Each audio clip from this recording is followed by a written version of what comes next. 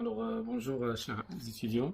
Comme vous savez, dans le cadre des TP du module construction et installation électrique, nous allons utiliser le logiciel Canico BT comme outil de simulation et de dimensionnement, calcul des installations électriques. Je vais commencer tout d'abord par présenter le logiciel, présenter l'interface et, par la suite nous allons passer à nous allons traiter un exemple. À travers l'exemple, nous allons essayer de montrer comment faire la saisie. Et dans ce cadre-là, nous allons présenter trois modes de saisie, trois différents modes de saisie. Ensuite, après avoir réalisé le schéma, et après avoir saisi les différentes caractéristiques, les caractéristiques qui sont connues, par la suite, nous allons procéder à l'ajustement des puissances et de la source et des tableaux. Donc nous allons utiliser l'outil bilan de puissance.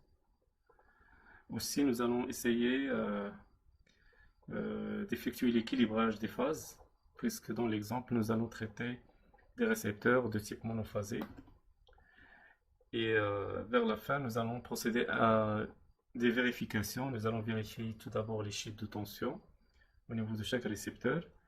Nous allons vérifier la sélectivité entre les disjoncteurs, les dispositifs de protection. Et nous allons vérifier la coordination entre les protections et les câbles. Alors, nous allons commencer par la présentation de l'interface. Tout d'abord, nous allons ouvrir un nouveau document.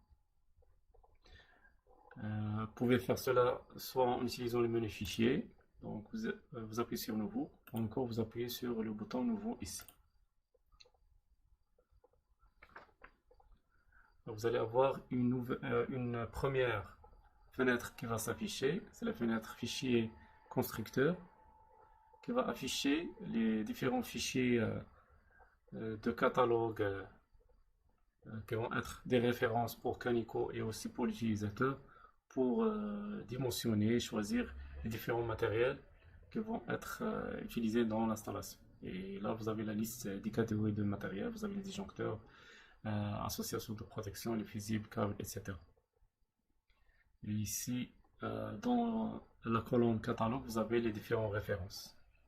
Là, vous avez une première proposition de Canico. Il vous propose d'utiliser ces fichiers-là. Mais vous avez bien sûr la possibilité de changer ces fichiers, soit maintenant, soit après, donc lorsque vous serez en train de saisir votre schéma. Et, il suffit de venir ici, par exemple pour les disjoncteurs, par exemple l'usage général. Là, il propose l'utilisation du catalogue Schneider électrique version 2009. Vous avez la possibilité de changer ça. Donc, vous avez ici une liste des constructeurs. Vous avez ABB, Hager, Legrand. Vous pouvez choisir n'importe quel constructeur et vous validez. Et de cette façon-là, vous allez utiliser lors de dimensionnement le fichier que vous avez choisi. Pour le moment, nous allons conserver le réglage par défaut et on valide.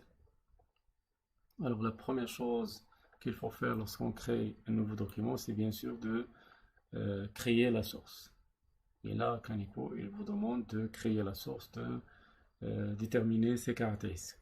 Bien sûr, si vous avez déjà effectué le calcul ou si vous avez une parfaite connaissance de votre source, vous pouvez saisir dès maintenant les caractéristiques correspondantes.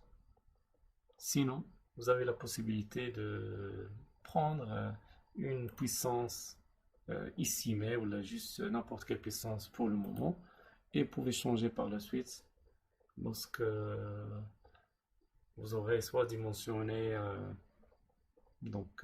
correctement la source, soit vous pouvez utiliser par la suite la commande bilan de puissance pour pouvoir déterminer exactement la puissance adaptée à la demande ou à la consommation.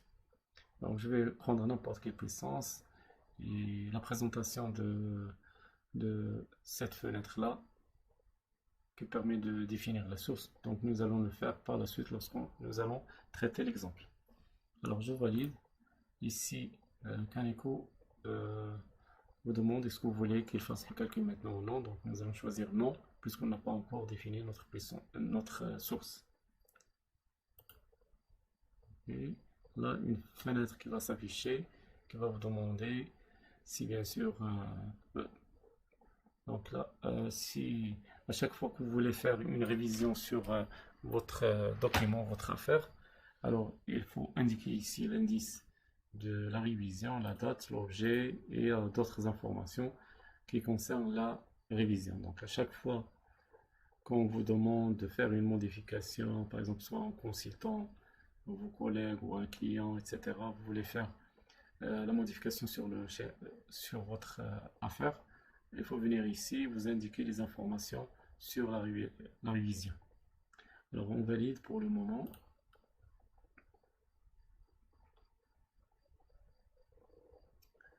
Et maintenant, vous avez l'interface de Kaneko qui s'affiche. Donc, le premier élément de votre installation qui est créé, c'est la source. Elle est créée ici. Vous pouvez le voir ici.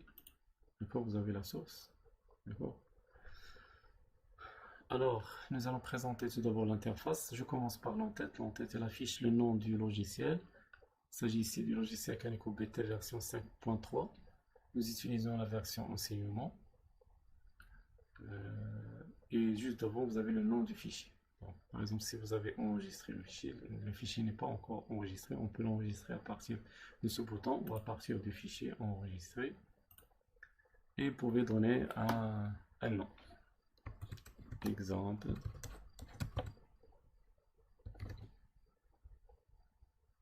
Donc, numéro 2.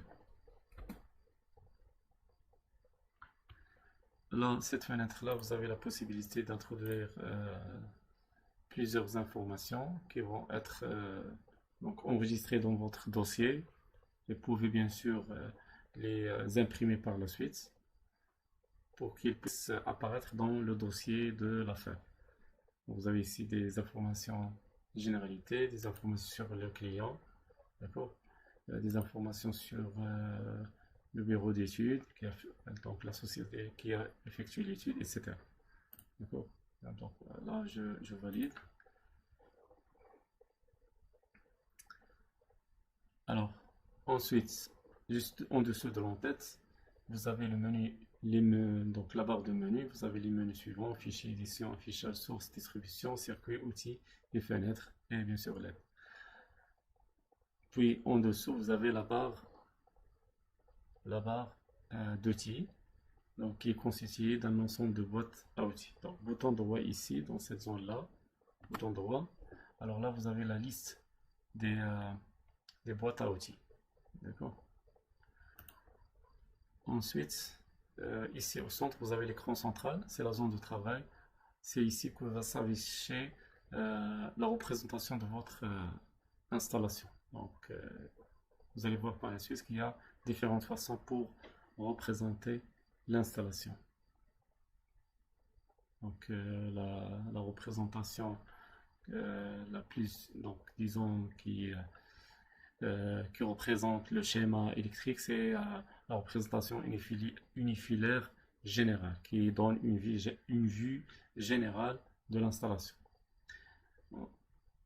Ici à droite, vous avez l'arbre de l'affaire.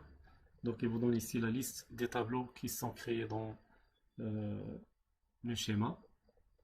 Comme vous savez, une installation électrique est souvent réalisée suivant plusieurs niveaux. D'accord. Soit pour améliorer la continuité de service, donc faciliter la mise en place d'une bonne stratégie de protection, d'accord, soit parce que les récepteurs ils sont répartis de manière géographique et donc on va rassembler les récepteurs donc qui sont proches donc géographiquement dans un tableau. Donc on peut rassembler des charges qui ont des natures similaires dans un tableau, etc.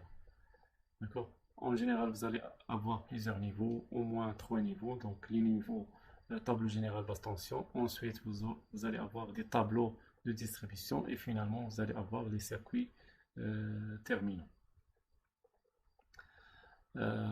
Au-dessus de la zone de travail, donc vous avez ici un ensemble de boutons zone de texte, d'accord, qui permettent donc plusieurs fonctionnalités. Alors par exemple ici, ça permet de faire des zooms sur votre schéma, d'accord. Ensuite ici, ici dans cette zone de liste, vous allez avoir la liste des tableaux qui sont réalisés dans le schéma. Et cette liste-là, il va permettre un accès en sélectionnant le tableau. Vous pouvez accéder au tableau sélectionné pour y apporter des modifications. Ici, là, cette commande-là, elle vous permet d'ajouter des circuits à votre installation. D'accord? Et nous allons revenir sur ça plus tard. Ici, sur la zone droite, donc vous avez ici une fenêtre résultat dans laquelle va s'afficher le résultat de calcul du circuit actif. En bas, vous avez une fenêtre dans laquelle va s'afficher le rapport de calcul. À chaque fois que vous lancez le calcul, donc il va s'afficher ici un rapport de calcul. Si tout va bien, donc vous aurez ici toute l'écriture va être en noir, donc les erreurs vont être affichées en rouge, et en lisant les erreurs, vous pouvez trouver donc où est le problème pour le résoudre.